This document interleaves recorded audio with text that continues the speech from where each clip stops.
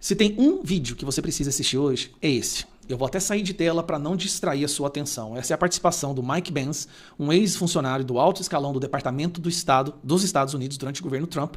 Ele era responsável pela parceria cibernética internacional de comunicação e ele participou do podcast do Joe Rogan recentemente.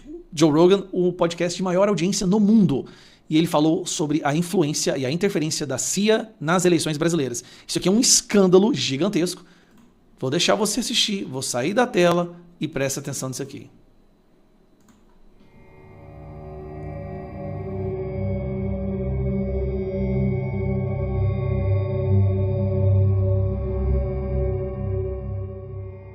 The DNC side of the economics until Ukraine in 2014.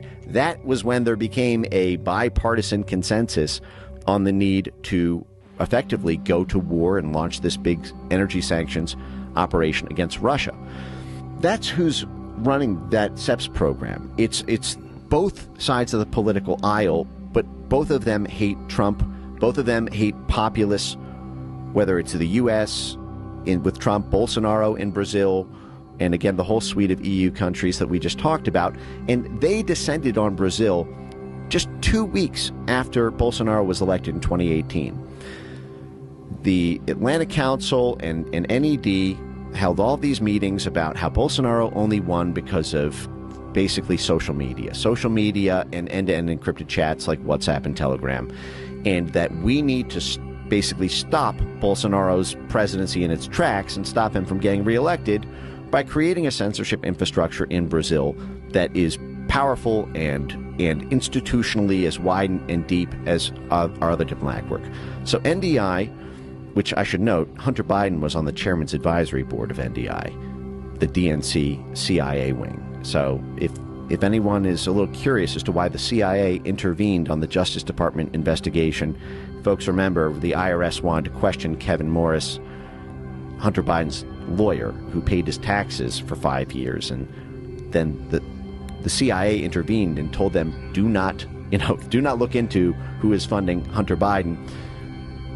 I find it curious that the CIA's DNC branch, Hunter Biden, was on the chairman's advisory board. But so NDI sets up this sprawl of coalitions called D4D, Design for Democracy. And Design for Democracy, in tandem with this CEPS program, goes on to work with the censorship court, de Moraes, the censorship Voldemort on their TSE court. It's basically the election management and censorship body of their Supreme Court. This is the guy who has gone to war with Elon Musk. They help that censorship court set up a disinformation task force, and their own institutional assets get put on the advisory committee of the Brazilian censorship court to direct the censorship policies of the same institution that banned X from Brazil, that seized Starlink's assets. They worked with the universities, FGV DAP, and other very significant Brazilian universities. They set up disinformation centers in there and got academic thought leadership published in Brazil about the need to pass anti-misinformation laws. Their own NDI fellows and operatives were publicly testifying to the Brazilian parliament on the need to pass these laws. They were publicly speaking to the prosecutors association groups in Brazil, telling them they need to prosecute misinformation on this. They were funding millions of dollars to Brazilian media institutions to promote internet censorship and to promote the banning effectively of any pro-Bolsonaro content on social media or on end-to-end encrypted chats. The USAID then kicked in millions of dollars of funding to Internews, which is another U.S. government-funded media projection arm, to promote media literacy programs, information integrity programs, countering mis and disinformation programs in Brazil. So at every level, Brazilian media companies, they partner with Globo, for example, the largest media outlet in Brazil. The media institutions, the universities and thought leaders, the politicians, the judges, it was full spectrum. It was the same thing that we do when we try to regime change a country. by the way, this is in USAID's charter. This is one of the reasons they're able to get away with this. In USAID's charter, it allows USAID to capacity build assets to do so-called judiciary reform, which means influencing the laws and the structure of the judges, and to be able to have our foreign aid money get laws passed or get structural changes made to the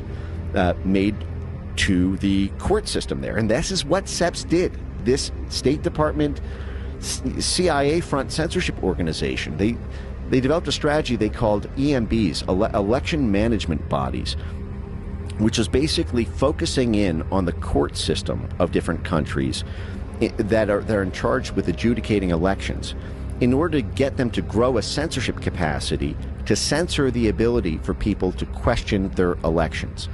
And they've had all these stakeholder meetings. Some of them are really funny. Some of them, they said, well, some of our EMB partners didn't want to actually, didn't think they could pull this off.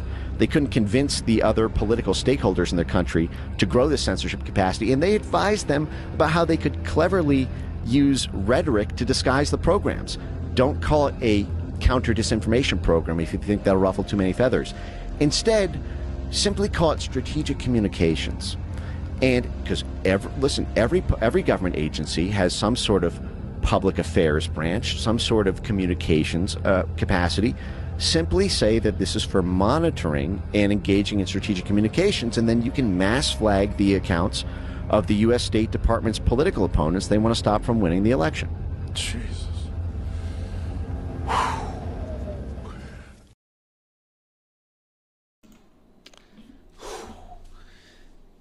O ex-funcionário do Departamento do Estado dos Estados Unidos, Mike Pence, cita claramente Alexandre de Moraes e a parceria com a CIA na intenção de interferir diretamente com a liberdade de expressão no Brasil para facilitar a vitória de um candidato e dificultar a de outro. Facilitar a vitória da esquerda e dificultar a vitória da direita.